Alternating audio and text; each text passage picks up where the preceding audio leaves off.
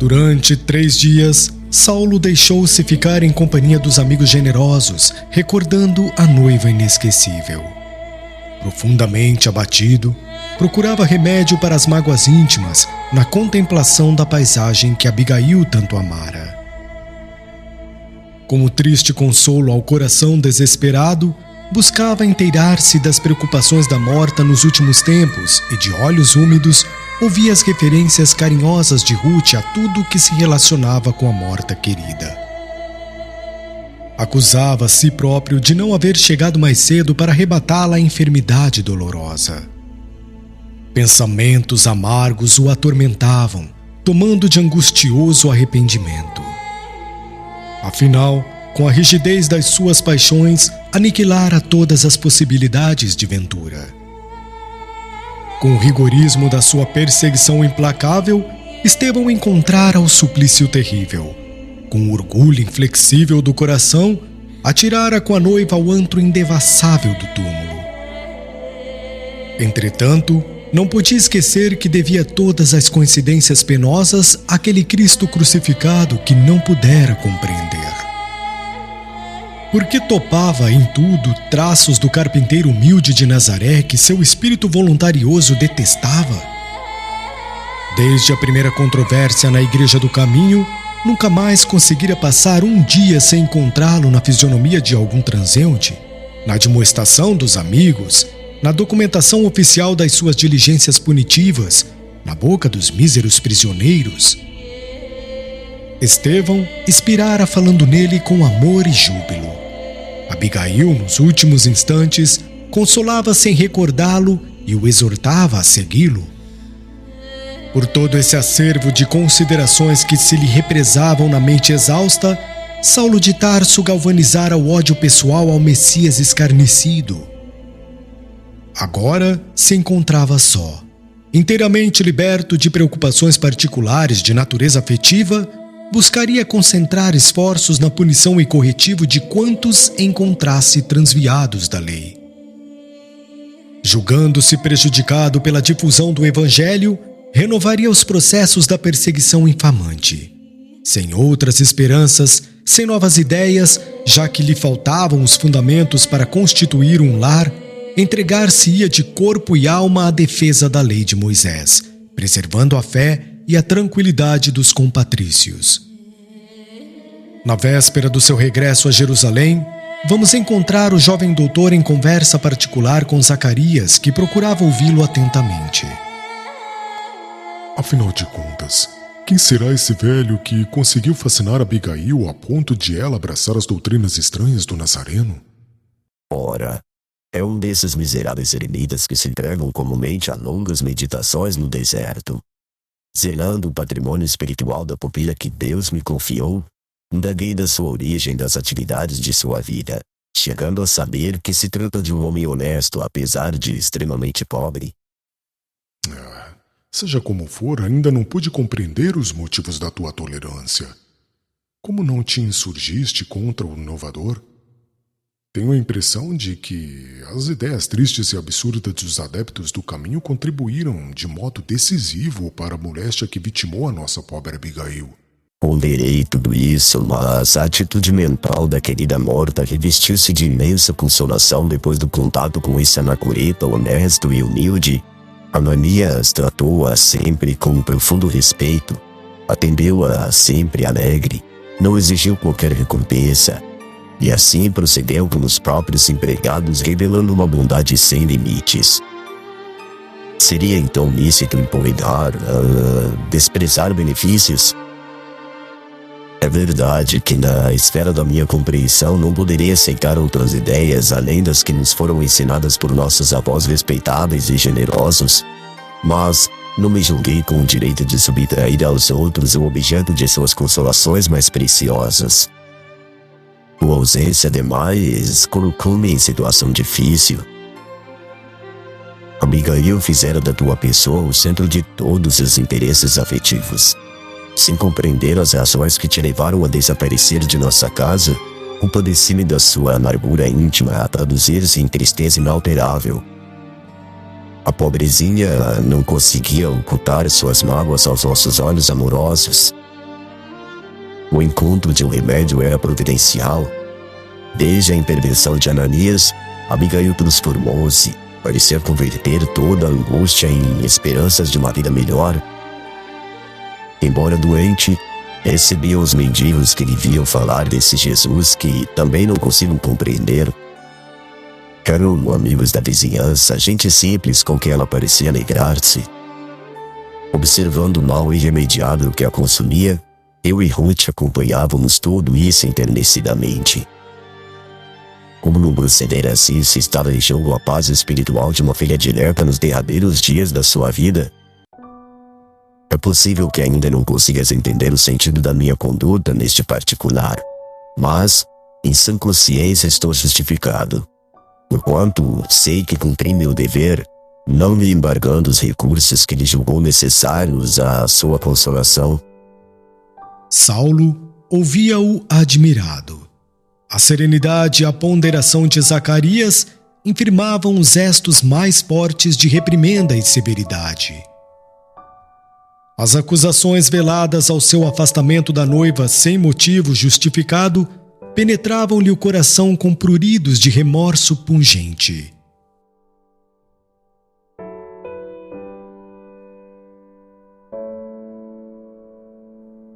Sim, eu considero melhor as razões que te induziram a suportar tudo isso. Mas não posso e não devo exonerar-me do compromisso que assumi em desafronta da lei. Mas a que compromisso te referes? Quero dizer que preciso encontrar Ananias a fim de castigá-lo devidamente. Mas o que é isso, Saulo? Abigail acaba de baixar ao sepulcro. Seu espírito de compreensão sensibilíssima e afetuosa sofreu profundamente por motivos que ignoramos e que talvez conheças. O conforto único que ela encontrou foi justamente a amizade paternal desse velhinho bondoso e honesto. E queres puni-lo pelo bem que nos fez a criatura inesquecível? É a defesa de Moisés, porém, que está em jogo? Entretanto, revisitando os textos sagrados, não encontrei qualquer dispositivo que autorize a castigar os benfeitores. O doutor da lei esboçou um gesto de contrariedade em face da observação justa, mas, valendo-se da sua hermenêutica, considerou com sagacidade. Contudo, uma coisa é estudar a lei e outra é defender a lei. Na tarefa superior em que me encontro, sou obrigado a examinar se o bem não oculta o mal que condenamos. Aí reside a nossa divergência. Tenho de punir os transviados como necessitas podar as árvores da tua chácara. Fez-se prolongado silêncio. Absortos em profunda meditação, separados mental e intimamente, foi Saulo quem retomou a palavra, perguntando: Desde quando Ananias se ausentou destas paragens? Há mais de 2 meses. E chegastes a conhecer o rumo que tomou? Abigail disse-me que ele foi chamado a Jerusalém a fim de confortar os doentes dos bairros pobres, dada a situação difícil que por lá se criara com a perseguição. Pois a sua nefasta influência será igualmente julgada pelas forças da nossa vigilância. Regressando à cidade amanhã, como pretendo, procurarei localizar-lhe o paradeiro. Ananias não dementará outras cabeças. Jamais chegou a pensar na reação que provocou em minha alma, embora não nos conheçamos pessoalmente.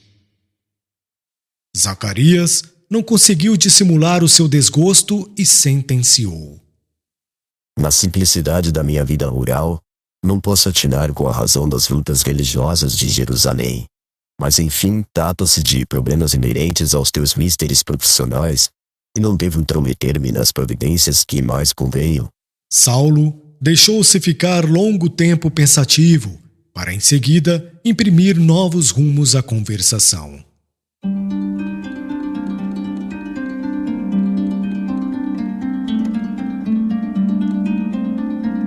No dia seguinte, muito consternado, regressou à cidade ansioso por encher o vácuo do coração, perdido no labirinto das horas vagas. A ninguém revelou a grande amargura que lhe ia na alma. fechando-se em mutismo absoluto, retomou as funções religiosas de semblante carregado. Ao sol claro da manhã alta, vamos encontrá-lo no sinédrio, interrogando um auxiliar de serviço com vivacidade. Isaac, cumpristes minhas ordens para os informes desejados? Sim, senhor. Encontrei entre os prisioneiros um rapaz que conhece o velho Ananias. Muito bem. Onde mora o tal Ananias? Lá isso ele não quis dizer. Apesar de muito que insistir, alegou que não sabia. Entretanto, é possível que esteja mentindo. Esses homens são capazes de tudo. Providencia já para que ele aqui compareça quanto antes. Saberei como arrancar-lhe a verdade.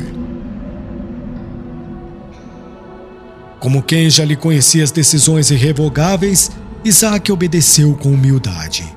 Daí a 1 hora mais ou menos, 2 soldados penetravam no gabinete acompanhando um rapaz de fisionomia miserável. Sem trair qualquer comoção, Saulo de Tarso mandou que se lhe recolhessem à sala de punições, onde iria ter com o prisioneiro dentro de alguns minutos. Terminada a escrituração de alguns papiros, dirigiu-se resoluto ao salão dos castigos. Alinhavam-se ali todos os instrumentos odiosos e execráveis das perseguições político-religiosas que envenenavam Jerusalém nos embates da época. Depois de sentar-se enfaticamente, o moço de Tarso inquiriu o mísero encarcerado com aspereza. Teu nome? Matatias Yohanan. Conheces o velho Ananias, pregador ambulante da Igreja do Caminho? Sim, senhor. Desde quando? Conheci-o nas vésperas da minha prisão, que verificou há 1 mês. E onde reside este adepto do carpinteiro? Isso não sei.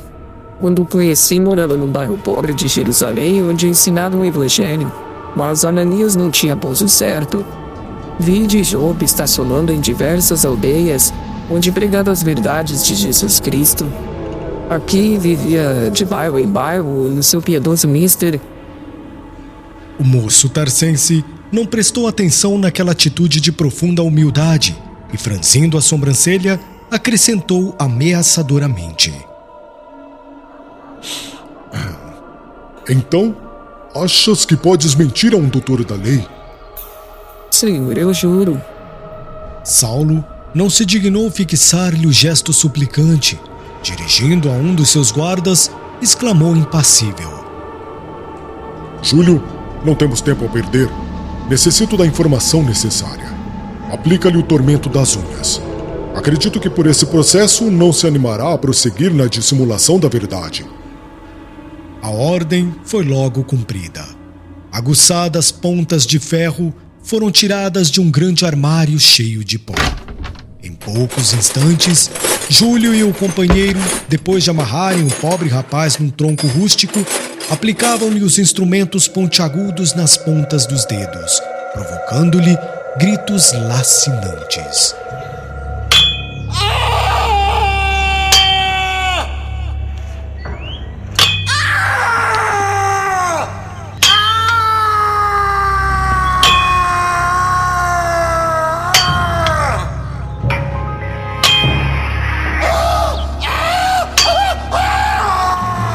O jovem prisioneiro clamava em vão suas dores atrozes. Os verdugos ouviam-no com indiferença. Quando o sangue começou a gotejar da unha arrancada violentamente, a vítima bradou em altas vozes. Por piedade, Senhor, por piedade, confessarei tudo, tire onde ele está, tende compaixão de mim. Saulo ordenou sustassem a punição por momentos, a fim de ouvir as novas declarações. Senhor, Ananias não se encontra mais em Jerusalém. Em nossa última reunião, 3 dias antes de cairmos no cárcere, o velho discípulo do Evangelho se despediu afirmando que ia fixar-se em Damasco. Aquela voz lamentosa era um eco de profundas amarguras a se represarem num coração moço, mas repleto de penosas desilusões da vida. Saulo, entretanto, parecia não ter olhos de ver sofrimentos tão comovedores. É tudo quanto sabes? Eu juro, senhor. Diante daquela afirmação categórica, transparente no olhar sincero e na inflexão da voz comovente e triste, o doutor da lei deu-se por satisfeito, mandando recolher o prisioneiro ao calabouço. Daí a 2 dias, o moço tarcense convocava uma reunião no Sinédrio, a qual atribuía singular importância. Os colegas acorreram ao chamado sem exceção. Abertos os trabalhos, o doutor de Tarso esclareceu o motivo da convocação. Amigos, há tempos nos reunimos para examinar o caráter da luta religiosa que se criara em Jerusalém com as atividades dos asseclas do carpinteiro de Nazaré. Felizmente, nossa intervenção chegou a tempo de evitar grandes males, dada a argúcia dos falsos taumaturgos exportados da Galileia. À custa de grandes esforços, a atmosfera desanuviou-se. É verdade que os cárceres da cidade transbordam, mas a medida se justifica, porquanto é indispensável reprimir o instinto revolucionário das massas ignorantes. A chamada Igreja do Caminho restringiu suas atividades à assistência aos enfermos desamparados. Nossos bairros mais humildes estão em paz. Voltou a serenidade aos nossos afazeres no templo. Entretanto, não se pode afirmar o mesmo quanto às cidades vizinhas.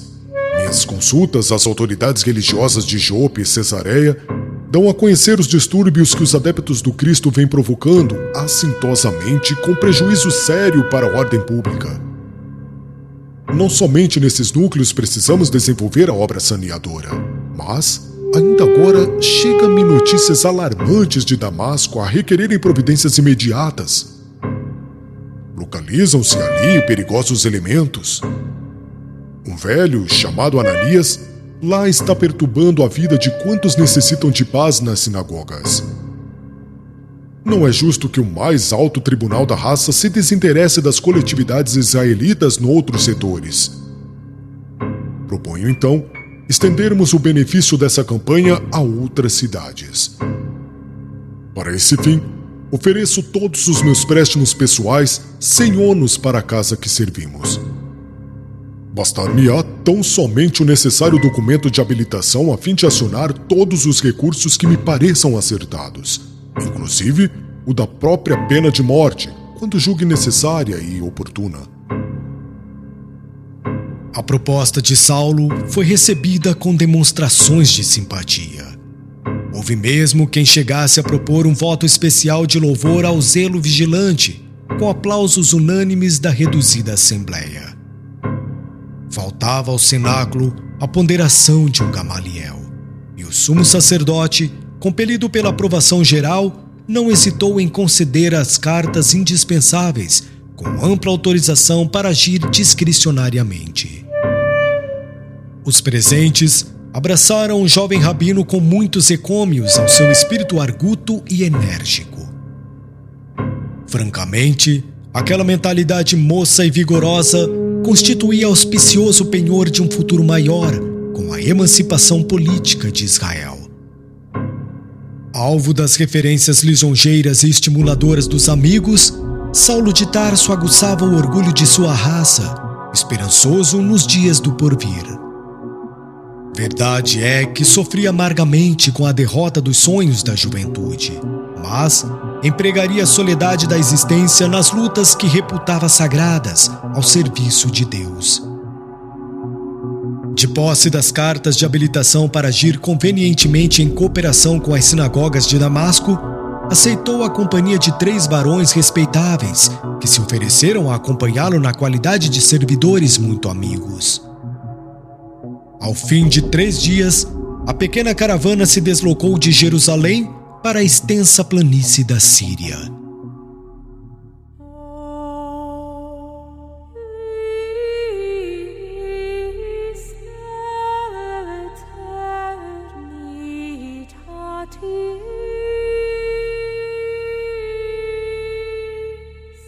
Na véspera da chegada, quase a termo da viagem difícil e penosa, o moço tarcense sentia agravarem-se as recordações amargas que lhe assomavam constante. Forças secretas impunham-lhe profundas interrogações. Passava em revista os primeiros sonhos da juventude. Sua alma desdobrava-se em perguntas atrozes. Desde a adolescência que encarecia a paz interior. Tinha sede de estabilidade para realizar a sua carreira. Onde encontrar aquela serenidade que tão cedo fora objeto das suas cogitações mais íntimas? Os mestres de Israel preconizavam para isso a observância integral da lei. Mais que tudo, havia ele guardado os seus princípios. Desde os impulsos iniciais da juventude, abominava o pecado. Consagrara-se ao ideal de servir a Deus com todas as suas forças. Não hesitara na execução de tudo o que considerava dever ante as ações mais violentas e rudes. Se era incontestável que tinha inúmeros admiradores e amigos, tinha igualmente poderosos adversários graças ao seu caráter inflexível no cumprimento das obrigações que considerava sagradas. Onde então a paz espiritual que tanto almejava nos esforços comuns? Por mais energias que despendesse, via-se como um laboratório de inquietações dolorosas e profundas. Sua vida assinalava-se por ideias poderosas, mas no seu íntimo lutava com antagonismos irreconciliáveis. As noções da lei de Moisés pareciam não lhe bastar a sede devoradora. Os enigmas do destino empolgavam-lhe a mente. O mistério da dor e dos destinos diferenciais crivava-o de enigmas insolúveis e sombrias interrogações. Entretanto, aqueles adeptos do carpinteiro crucificado ostentavam uma serenidade desconhecida. A alegação de ignorância dos problemas mais graves da vida não prevalecia no caso, pois Estevão era uma inteligência poderosa e mostrara ao morrer uma paz impressionante, acompanhada de valores espirituais que o infundiam assombro. Por mais que os companheiros lhe chamassem a atenção para os primeiros quadros de Damasco que se desenhavam ao longe, Saulo não conseguia forrar-se ao solilóquio sombrio. Parecia não ver os camelos resignados que se arrastavam pesadamente sob o sol de brasas, a pino do meio-dia.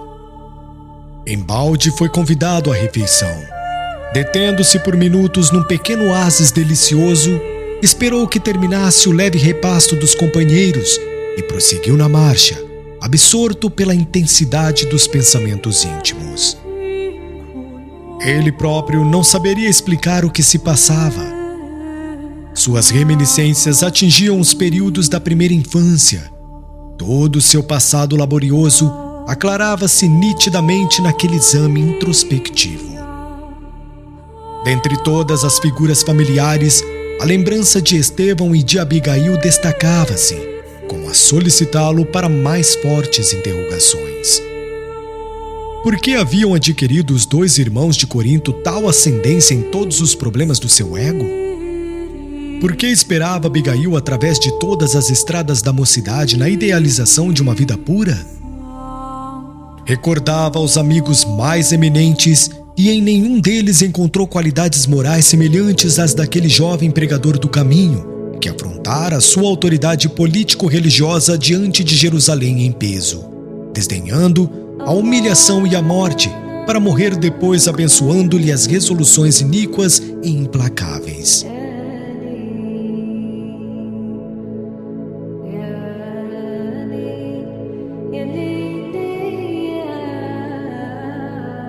Que força os unira nos labirintos do mundo para que o seu coração nunca mais os esquecesse?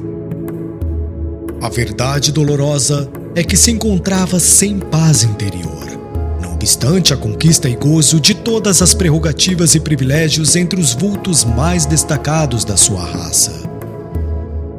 Enfileirava no pensamento as jovens que havia conhecido no transcurso da vida, as afeiçoadas da infância, e em nenhuma podia encontrar as mesmas características de Abigail que lhe adivinhava os mais recônditos desejos. Atormentado pelas indagações profundas que lhe assoberbavam a mente, pareceu despertar de um grande pesadelo. Devia ser meio-dia. Muito distante ainda, a paisagem de Damasco apresentava os seus contornos. Pomares espessos, cúpulas cinzentas que se esboçavam ao longe. Bem montado, evidenciando o aprumo de um homem habituado aos prazeres do esporte, Saulo ia à frente, em atitude dominadora. Em dado instante, todavia, quando mal despertara das angustiosas cogitações, sente-se envolvido por luzes diferentes da tonalidade solar. Tem a impressão de que o ar se fende como uma cortina sob pressão invisível e poderosa. Intimamente, considera-se presa de inesperada vertigem após o esforço mental persistente e doloroso. Quer voltar-se, pedir socorro dos companheiros, mas não os vê, apesar da possibilidade de suplicar o auxílio. Jacó? Demétrio, socorram-me! Mas a confusão dos sentidos lhe tira a noção de equilíbrio e tomba do animal ao desamparo sobre a areia ardente. A visão, no entanto, parece dilatar-se ao infinito. Outra luz lhe banha os olhos deslumbrados, e no caminho que a atmosfera rasgada lhe desvenda, vê surgir a figura de um homem de majestática beleza, dando-lhe a impressão de que descia do céu ao seu encontro. Sua túnica era feita de pontos luminosos, os cabelos tocavam nos ombros a Nazarena, os olhos magnéticos emanados de simpatia e de amor, iluminando a fisionomia grave e terna, onde pairava uma divina tristeza. O doutor de Tarso contemplava-o com um espanto profundo, e foi quando, em uma inflexão de voz inesquecível, o desconhecido se fez ouvir. Saulo, Saulo, por que me persegues? O moço tarsense não sabia que estava instintivamente de joelhos. Sem poder definir o que se passava, comprimiu o coração em uma atitude desesperada. Incoercível sentimento de veneração apossou-se inteiramente dele. Que significava aquilo? De quem o vulto divino que entrevia no painel do firmamento aberto e cuja presença lhe inundava o coração precípite de emoções desconhecidas? Enquanto os companheiros cercavam o jovem genuflexo sem nada ouvirem nem verem, não obstante haverem percebido a princípio uma grande luz no alto, Saulo interrogava em voz trêmula e receosa. Quem sois vós, Senhor? Aureolado de uma luz balsâmica e num tom de inconcebível doçura, o Senhor respondeu: Eu sou Jesus.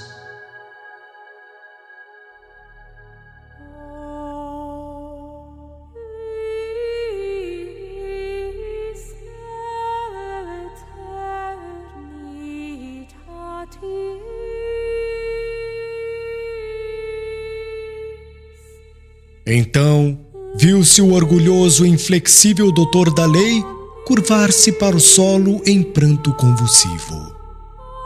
Dir-se-ia que o apaixonado rabino de Jerusalém fora ferido de morte, experimentando no momento a derrocada de todos os princípios que lhe conformaram o espírito e nortearam até então na vida. Diante dos olhos tinha agora, e assim, aquele Cristo magnânimo e incompreendido. Os pregadores do caminho não estavam iludidos. A palavra de Estevão era verdade pura, a crença de Abigail era a senda real. Aquele era o Messias. A história maravilhosa da sua ressurreição não era um recurso lendário para fortificar as energias do povo. Sim, ele, Saulo, via-o ali no esplendor de suas glórias divinas. E que amor deveria animar-lhe o coração cheio de augusta misericórdia para vir encontrá-lo nas estradas desertas, a ele, Saulo, que se arvorara em perseguidor implacável dos discípulos mais fiéis? Na expressão de sinceridade da sua alma ardente, considerou tudo isso na fugacidade de 1 minuto. Experimentou invencível vergonha do seu passado cruel. Uma torrente de lágrimas impetuosas lavava-lhe o coração. Quis falar, penitenciar-se, clamar suas infindas desilusões, protestar fidelidade e dedicação ao Messias de Nazaré, mas a contrição sincera do espírito arrependido e dilacerado embargava-lhe a voz. Foi quando notou que Jesus se aproximava e, contemplando-o carinhosamente, o mestre tocou-lhe os ombros com ternura, dizendo com inflexão paternal: Não recalcitres contra os aguilhões. Saulo compreendeu. Desde o primeiro encontro com Estevão, forças profundas o compeliam a cada momento, em qualquer parte, à meditação dos novos ensinamentos. O Cristo chamara-o por todos os meios e todos os modos.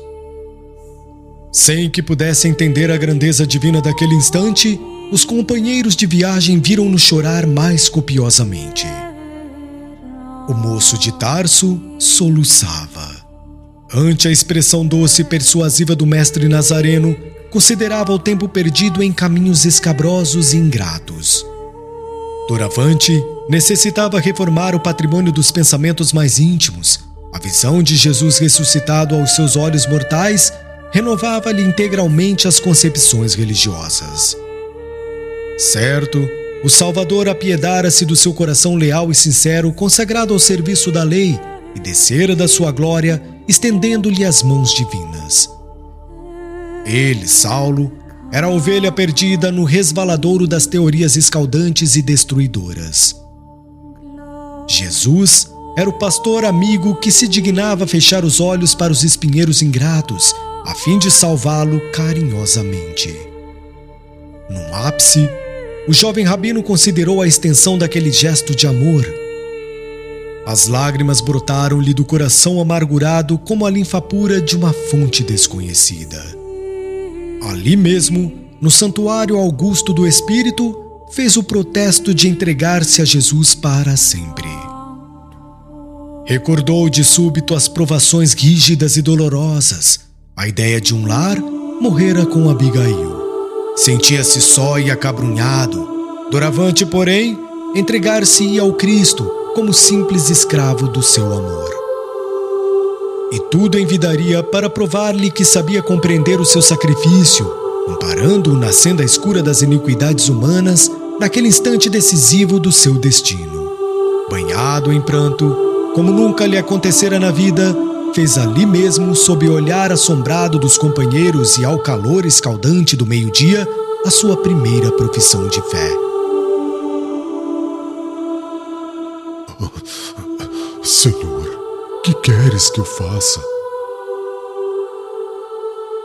Aquela alma resoluta, mesmo no transe de uma capitulação incondicional, humilhada e ferida em seus princípios mais estimáveis, dava mostras de sua nobreza e lealdade. Encontrando a revelação maior em face do amor que Jesus lhe demonstrava solícito, Saulo de Tarso não escolhe tarefas para servi-lo na renovação de seus esforços de homem. Entregando-se-lhe de alma e corpo como se fora ínfimo servo, interrogava com humildade o que desejava o mestre da sua cooperação. Foi aí que Jesus, contemplando-o mais amorosamente, dando-lhe a entender a necessidade de os homens se harmonizarem no trabalho comum da edificação de todos no amor universal em seu nome, esclareceu generosamente: Levanta-te, Saulo, entra na cidade e lá te será dito o que te convém fazer. Então, o moço tarsense não mais percebeu o vulto amorável, guardando a impressão de estar mergulhado no mar de sombras. Prosternado, continuava chorando, causando piedade aos companheiros. Esfregou os olhos como se desejasse rasgar o véu que lhe obscurecia a vista, mas, só conseguia tatear no seio das trevas densas. Aos poucos, começou a perceber a presença dos amigos que pareciam comentar a situação. Afinal, Jacó, que faremos agora? Acho bom enviarmos Jonas a Damasco requisitando providências imediatas. Mas, que se teria passado? Não sei bem. A princípio, notei intensa luz nos céus e logo em seguida ouvi que ele pedia socorro. Nem tive tempo de atender porque no mesmo instante, ele caiu do animal sem poder esperar qualquer recurso. O que me preocupa, Demétrio, é esse diálogo com as sombras. Com quem conversará ele? Se lhe escutamos a voz e não vemos ninguém, que se passará aqui nesta hora sem que possamos compreender? Mas não percebes que o chefe está em delírio? As grandes viagens com o sol causticante costumam abater as organizações mais resistentes. Além disso, como vimos desde a manhã, ele parece acabrunhado e doente. Não se alimentou e enfraqueceu-se com o esforço destes dias tão longos que vimos atravessando desde Jerusalém com grande sacrifício. A meu ver, trata-se de um desses casos de febres que atacam repentinamente no deserto. O velho Jonas, no entanto, de olhos arregalados, fixava o rabino soluçante com grande admiração. Depois de ouvir a opinião dos companheiros, falou receoso, como se temesse ofender alguma entidade desconhecida. Tenho grande experiência destas marchas com o sol a pino. Gastei a mocidade conduzindo camelos através dos desertos da Arábia, mas nunca vi um doente nesses lugares com estas características. A febre dos que caem extenuados no caminho não se manifesta com delírio e com lágrimas. O enfermo cai abatido sem reações. Aqui, porém, observamos o patrão como se estivesse a conversar com um homem invisível para nós. Reluto em aceitar essa hipótese, mas estou desconfiado de que em tudo isso haja sinal dos sortilégios do caminho. Os seguidores do carpinteiro sabem processos mágicos que estamos longe de compreender. Não ignoramos que o doutor se consagrou à tarefa de persegui-los onde se encontrem. Quem sabe planejaram contra ele alguma vingança cruel. Ofereci-me para vir a Damasco a fim de fugir dos meus parentes que parecem seduzidos por essas doutrinas novas. Onde já se viu curar a cegueira de alguém com a simples imposição das mãos? Entretanto, meu irmão curou-se com o famoso Simão Pedro. Só a feitiçaria, a meu ver, esclarecerá essas coisas. Vendo tantos fatos misteriosos em minha própria casa, tive medo de Satanás e fugi. Recolhido em si próprio, surpreendido no meio das trevas densas que o envolviam, Saulo escutou os comentários dos amigos, experimentando grande abatimento, como se voltasse exausto e cego de uma imensa derrota. Limpando as lágrimas, chamou um deles com profunda humildade. Acudiram todos solicitamente. Que aconteceu? Estamos aflitos por vossa causa. Estais doente, senhor? Providenciaremos o que julgardes necessário. Saulo fez um gesto triste e acrescentou: Estou cego. Mas, que foi? Eu vi Jesus Nazareno. Disse contrito, inteiramente modificado. Jonas fez um sinal significativo como a afirmar aos companheiros que tinha razão, entreolhando-se todos muito admirados. Entenderam de modo instintivo que o jovem rabino se havia perturbado.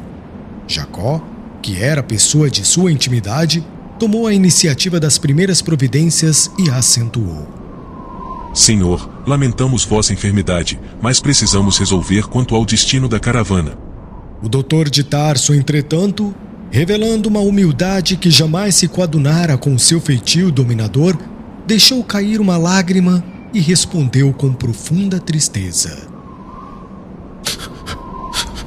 Jacó, não te preocupes comigo relativamente ao que me cumpre fazer.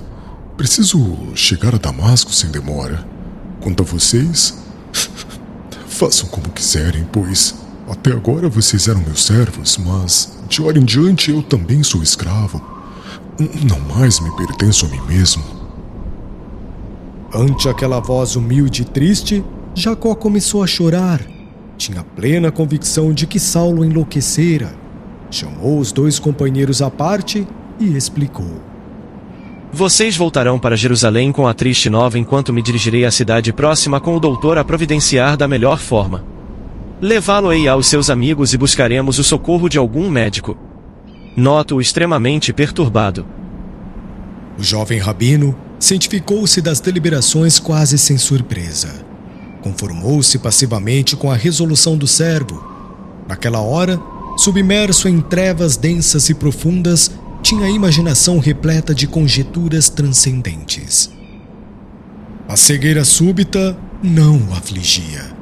Do âmbito daquela escuridão que lhe enchia os olhos da carne, parecia emergir o vulto radioso de Jesus aos seus olhos de espírito. Era justo que cessassem as suas percepções visuais, a fim de conservar para sempre a lembrança do glorioso minuto de sua transformação para uma vida mais sublime.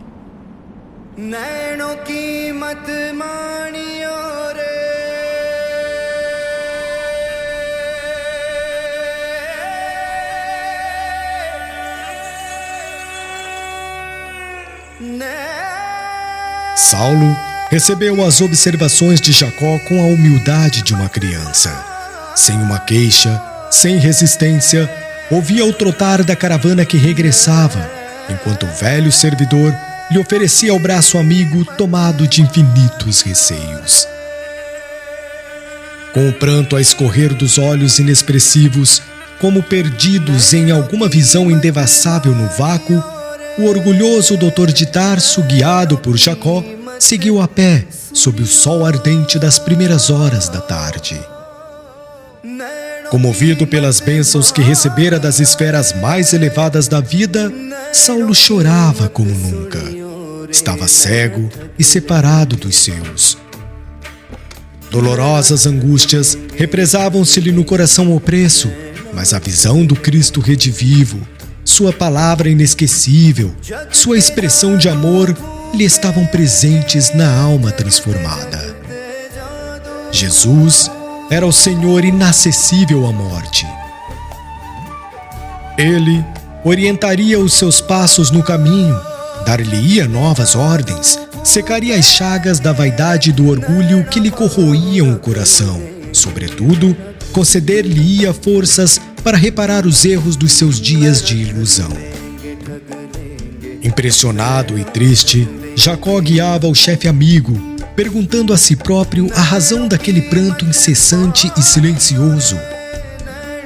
Envolvido na sombra da cegueira temporária, Saulo não percebeu que os mantos espessos do crepúsculo abraçavam a natureza.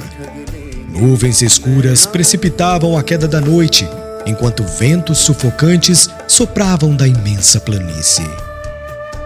Dificilmente acompanhava as passadas de Jacó, que desejava apressar a marcha receoso da chuva. Coração resoluto e enérgico, não reparava os obstáculos que se antepunham à sua jornada dolorosa. Faltava-lhe a visão, necessitava de um guia, mas Jesus recomendara que entrasse na cidade onde lhe seria dito o que tinha a fazer. Era preciso obedecer ao Salvador que o honrara com as supremas revelações da vida. A passos indecisos, ferindo os pés em cada movimento inseguro, caminharia de qualquer modo para executar as ordens divinas. Era indispensável não observar as dificuldades, era imprescindível não esquecer os fins. Que importava o olhar em trevas, o regresso da caravana a Jerusalém, a penosa caminhada a pé em demanda de Damasco, a falsa suposição dos companheiros a respeito da inovidável ocorrência, a perda dos títulos honoríficos, o repúdio dos sacerdotes seus amigos, a incompreensão do mundo inteiro diante do fato culminante do seu destino? Saulo de Tarso, com a profunda sinceridade que lhe caracterizava as mínimas ações, só queria saber que Deus havia mudado de resolução a seu respeito, ser-lhe-ia fiel até o fim. Quando as sombras crepusculares se faziam mais densas, 2 homens desconhecidos entravam nos subúrbios da cidade. Embora a ventania afastasse as nuvens tempestuosas na direção do deserto, Grossos pingos de chuva caíam aqui e ali sobre a poeira ardente das ruas. As janelas das casas residenciais fechavam-se com estrépito. Damasco podia recordar o jovem tarcense formoso e triunfador. Conhecia-o nas suas festas mais brilhantes, costumava aplaudi-lo nas sinagogas, mas, vendo passar na via pública aqueles dois homens cansados e tristes, jamais poderia identificá-lo naquele rapaz que caminhava cambaleante de olhos mortos.